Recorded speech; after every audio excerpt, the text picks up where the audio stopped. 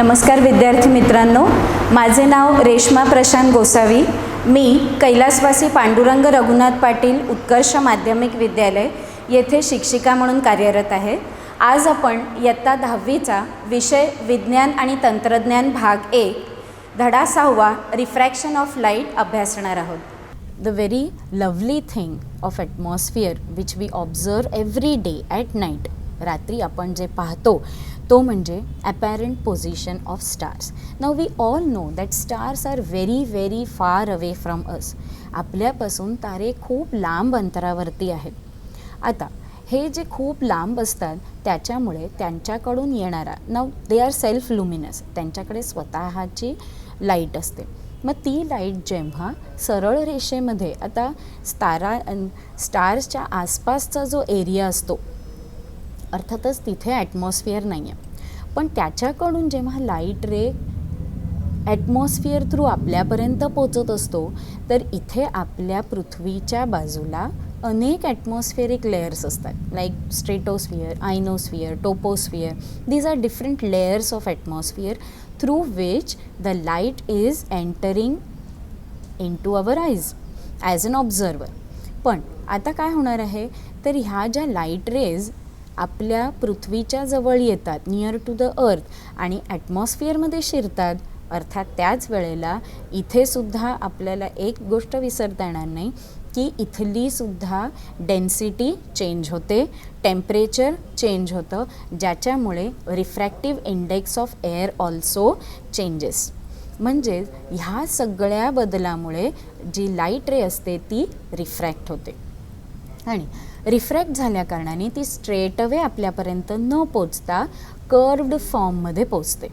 Okay, आणि आहे त्या पोझिशनपेक्षा म्हणून आपल्याला तो स्टार थोडासा वर उचलल्यासारखा दिसतो.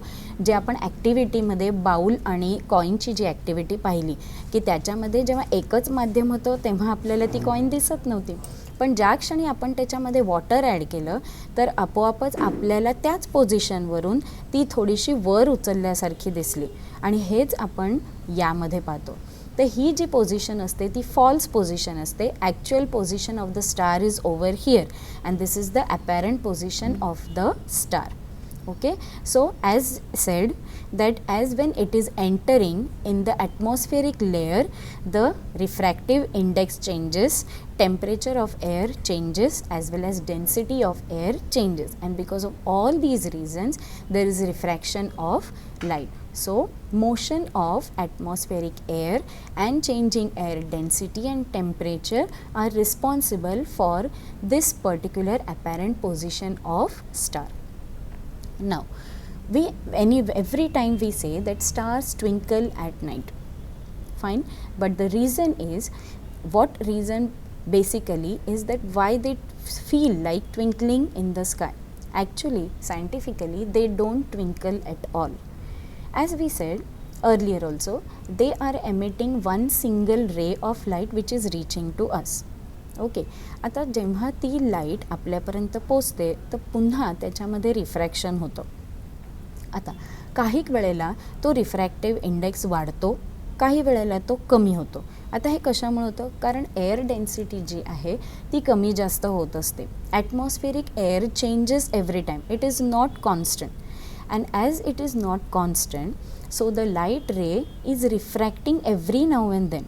मग जेव्हा रिफ्रॅक्टिव्ह अँगल ऑफ रिफ्रॅक्शन जेव्हा जास्त असेल त्यावेळेला तो आपल्याला जास्त लाईट रिफ्रॅक्ट करेल आणि मग आपल्याला तो स्टार ब्राईट दिसेल.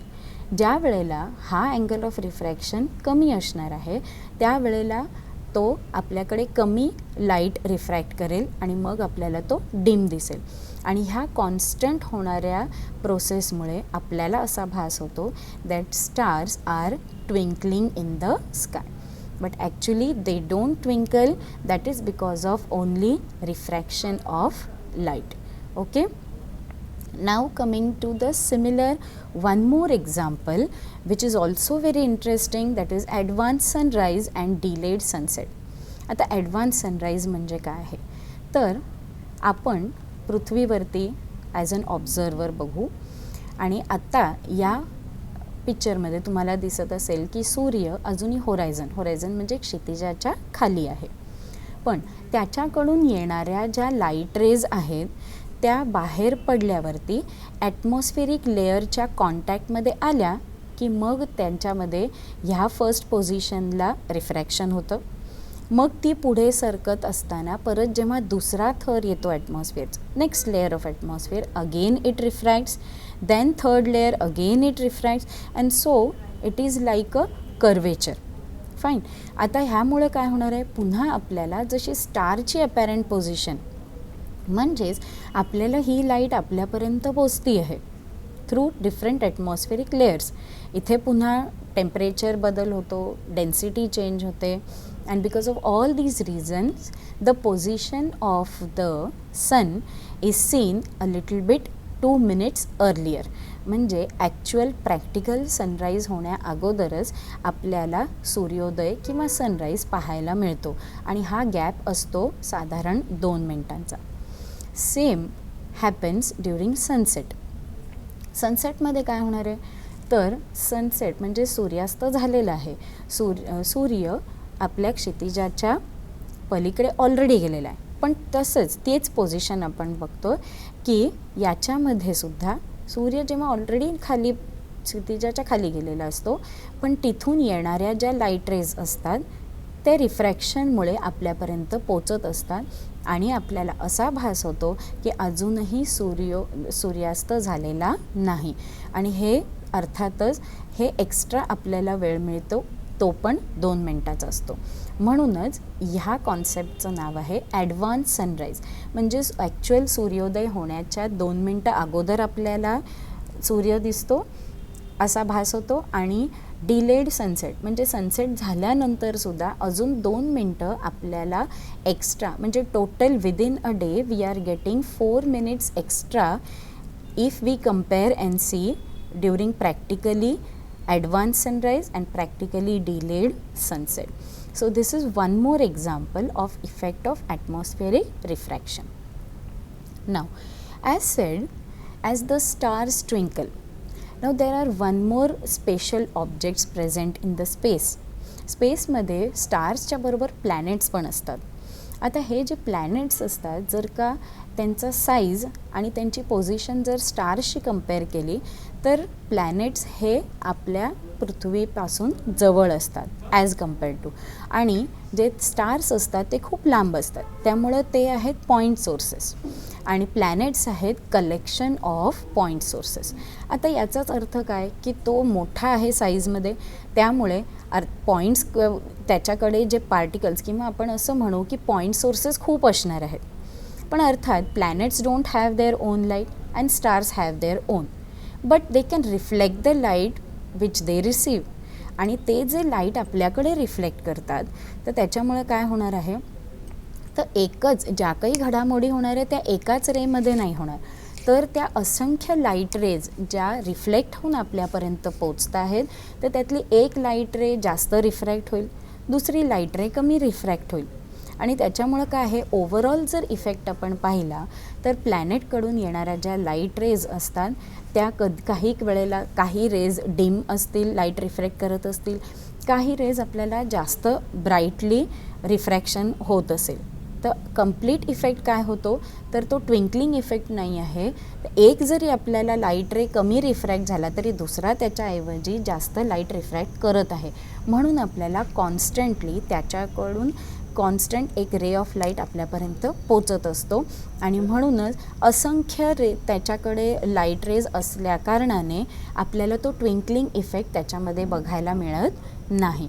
Hence we say that stars twinkle but planets do not twinkle at night. Okay, now coming to the another next interesting phenomena, that is dispersion of light. Now dispersion of light अर्थात शिकण्यासाठी sir Isaac Newton या सायंटिस्टचा खूप मोठा हात आहे. Now what exactly is dispersion? Now dispersion is what? When any single ray of light is getting separated into different colors, we assume it as dispersion. Okay? आता आपण पाहत आलेलो आहे की आपल्याला सगळ्यात सुंदर एक्झाम्पल जे ॲटमॉस्फिअरमध्ये पाहायला मिळतं that is the formation of rainbow. आता जेव्हा हे रेनबो तयार व्हायचं त्यावेळेला असं लक्षात आलं की काय सायन्स असेल ह्याच्यामागं, आणि म्हणूनच ते सायन्स समजून घेण्यासाठी यामध्ये एक ग्लास प्रिझमचा वापर झाला.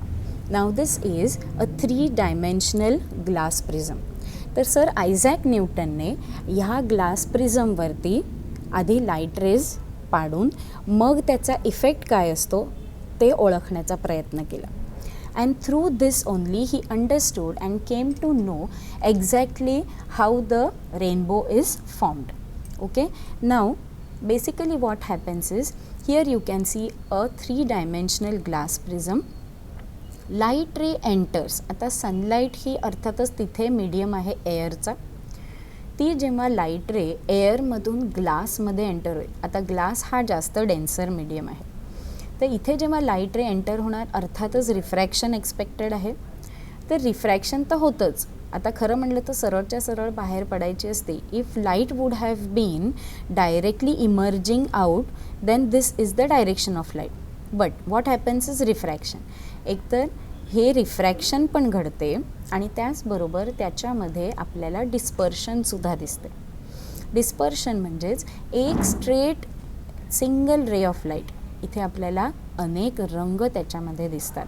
म्हणजेच one single light is getting separated into different colours, and through this experiment only he cleared the concept or say proved the concept of dispersion of light. आता याच्यावरून सुद्धा आणखीन एक महत्त्वाची गोष्ट आपल्या लक्षात येते की here 2 basic colors are easily clearly visible, that is the red color and the violet color. Now the wavelength of all the colors is different as wavelength of red color is nearly to 700 nanometer and wavelength of violet color is approximately to 400 nanometer. And so of course आता इथे सुद्धा जसं आधी सांगितलं होतं की प्रत्येक रंगामध्ये सुद्धा रंगांची वेवलेंथ वेगळी असते, रिफ्रॅक्टिव्ह इंडेक्स वेगळा असतो, अर्थातच velocity of light also changes in different colours. Okay, so this is what is dispersion of light. Now here you can see that one single ray of light is getting separated into these colors, that is in short form we say Vibgyor. Vibgyor starts with violet, indigo, blue, green, yellow, orange and red. पण हे जे 2 असतात ते आपल्याला स्पष्ट दिसतात कारण त्यांची वेवलेंथ तशी असते. आता इथे जर का आपण बघितलं तर रेड कलर आणि व्हायलेट कलर याचं बेंडिंग जे आहे ते जास्त आणि कमी असतं आणि ह्याच्या दोन्ही रंगांच्या मध्ये इतर रंग सामावलेले असतात. Okay, so here is dispersion of light. Now coming to the next logical topic, that is formation of critical angle.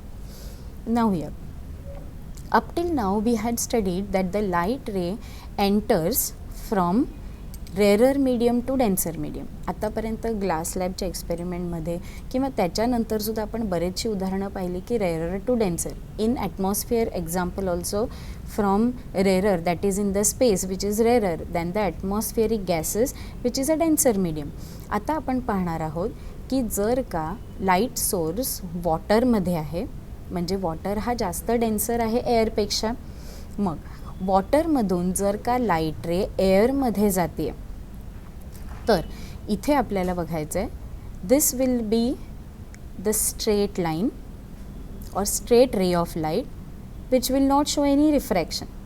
Now when it will make an angle, now one single source of light, it emerges the light in all directions, out of which we are selecting only some of the rays.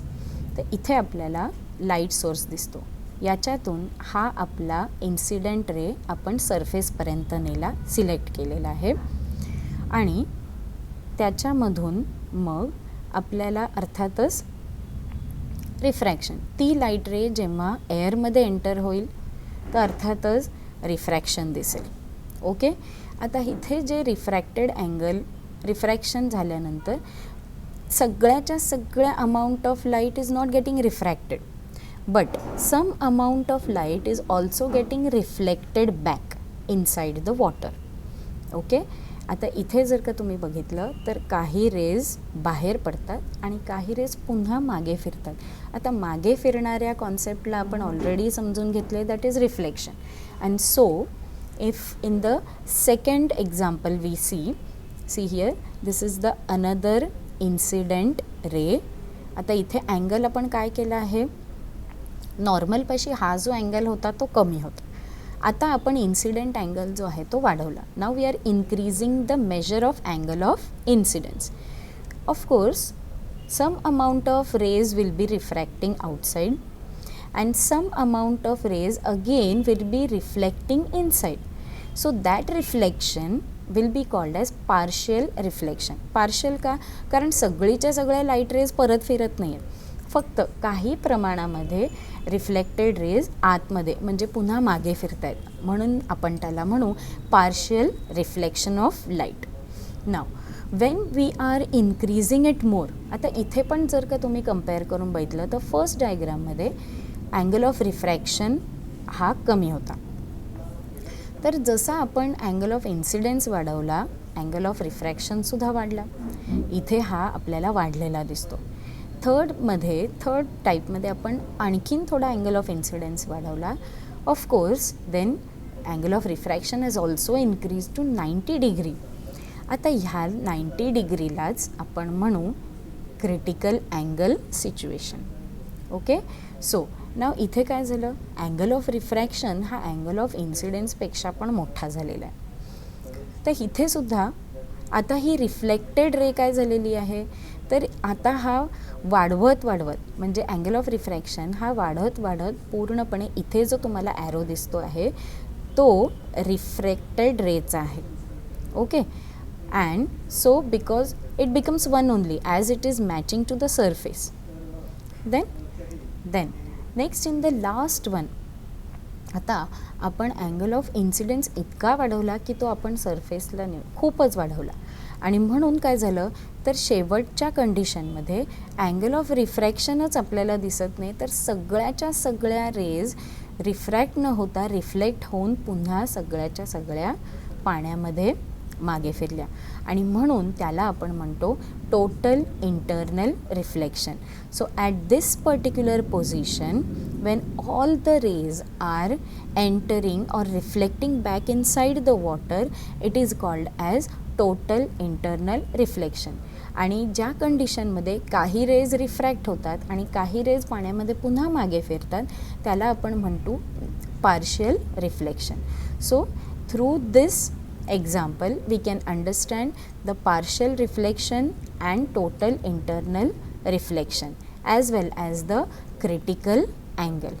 Okay, so this concept is new for this year, and of course this can be asked in a separate way, that is show partial reflection, show total internal reflection and to draw the diagram. म्हणजे हा एकच प्रश्न 3 गुणांसाठी विचारला जाऊ शकतो, जिथे तुम्हाला डायग्राम ड्रॉ करून मग ती कॉन्सेप्ट पार्शियल रिफ्लेक्शन काय असते आणि टोटल इंटरनल रिफ्लेक्शन काय असते हे सेपरेटली दाखवून ते एक्सप्लेन करायला लागणार आहे. Okay, so I think so it's clear about formation of a critical angle. Now coming to the last part of the lesson, that is formation of a rainbow. Now already we had studied that Sir Isaac Newton had explained that how dispersion is caused while using the glass prism. Now in the atmosphere, when do we see the rainbow? It is usually seen after a rain shower. म्हणजे थोडासा पाऊस पडून झाल्यानंतर बऱ्याच वेळेला आपल्याला हा इंद्रधनुष्य आकाशात दिसतो. तर हे जे ड्रॉप्स आहेत, drops of water, they are actually the glass prism. म्हणजे आपण असं म्हणू की ते एक प्रकारचे प्रिझम्स आहेत जे हवेमध्ये आहेत. अर्थातच पाऊस पडून गेल्यानंतरसुद्धा आपल्याला हे पाण्याचे ड्रॉप्स हवेमध्ये जास्त प्रमाणात असतात. तर आता ह्याच्यामध्ये आपण बघूया की अशी काय मॅजिक घडते की ज्याच्यामुळे आपल्याला एक सुंदर मॅजिकल इंद्रधनुष्य अनुभवता येतो. here. Now here light ray is entering from air inside this drop of water. एका पाण्याच्या थेंबामध्ये जेव्हा ही लाईट रे एंटर होते, आता इथे बघा ही स्ट्रेट अवे खरं तर जाऊ शकली असती, पण इथे मीडियम चेंज होतो. मीडियम चेंज होतो म्हणजे काय होतं आहे तर एअरमधून वॉटरमध्ये रेअरर टू डेन्सर. आता रेअरर टू डेन्सर झालं म्हटल्यावरती अपेक्षित आहे की तिथे रिफ्रॅक्शन घडणार आहे. पण नुसतंच रिफ्रॅक्शन घडत नाही तर तिथे डिस्पर्शन पण घडतं. म्हणजे it is such a phenomena or a rainbow is showing a combined effect of refraction, dispersion and internal reflection. आता इथे जर का आपण बघितलं तर ही जी लाईट रे आहे एक तर पहिल्यांदा रिफ्रॅक्ट होते म्हणजे तिची डायरेक्शन चेंज झाली, as well as it is getting separated into different colours. आता हे दोन कलर अगदी क्लिअरली विजिबल होतात म्हणून आपल्याला हे दोन रंग दाखवलेले आहेत. तर या दोन रंगांच्या मध्ये इतर सगळे रंग असतात, but it is getting separated or divided into different colours. Now it reaches up to the boundary of the water droplet. जिथे हा वॉटर ड्रॉपलेट संपला तिथून ते बाहेर न पडता परत मागे फिरतात. So we should also think that if these two are both, जर का लाईट रे एअरमधून वॉटरमध्ये जाऊ शकतो तो वॉटरमधून एअरमधून का जात नाही आहे परत रिटर्न, तर तो बाहेर न पडता again it is returning back. आणि म्हणून ह्या फिनॉमिनाला आपण म्हणू internal reflection. So when it is returning back it is reflection and it is happening inside the water droplet, so we will say as internal reflection. So because of internal reflection, again this light ray will reach up to the boundary of the water droplet and then it will emerge out. आता इथे जेव्हा बाहेर पडतात पुन्हा त्याच्यामध्ये refraction अपेक्षित आहे, कारण एक माध्यम बदलत आहे वॉटर टू एअर म्हणजे डेन्सर टू रेअरर मीडियम. त्यामुळे इथे काय होणार आहे अँगल ऑफ इमर्जन्स जो आहे तो वाढणार आहे आणि वाढल्या कारणाने अर्थातच आपल्याला दोन्ही रंग वेगवेगळे दिसतात, वेवलेंथ दोघांची वेगवेगळी आहे. So this formation of a rainbow henceforth is a combination of all the three different phenomena all together, and because of which only we are able to visualize this beautiful rainbow in the sky. Which is, we will repeat once again that here which happens, that is refraction, separation of colors, that is dispersion, and then returning of those same light rays and then emerging out, so internal reflection and then again refraction. So this total whole process happens in every single drop of water. हे ज्या काही घडामोडी आहेत त्या प्रत्येक पाण्याच्या थेंबामध्ये घडत असतात आणि मग आपल्याला कंबाइंड इफेक्ट आपल्याला दिसतो तो रेनबो. अर्थातच रेनबोचा आपण शेप बघितला असेल की तो कर्वमध्ये असतो. आता इथे पण आपल्याला कर्व का दिसतो आहे तर ह्याचं कारण हे एकच आहे की ज्या लाईट रेज असतात त्या सारख्या रिफ्रॅक्ट होत असतात आणि जेव्हा त्या रिफ्रॅक्ट होतात त्या स्ट्रेट अवे बाहेर न पडता त्यांच्या डायरेक्शनमध्ये चेंज होतो आणि म्हणून आपल्याला त्या कर्वेचर फॉर्ममध्ये रेनबो दिसतो. Otherwise we would have been able to observe it like a square or a rectangle and etcetera in various shapes and sizes. But as because of this phenomena of refraction, we are able to see the rainbow in a curvature form. Hope so you have understood this beautiful phenomena of refraction of light. Thank you.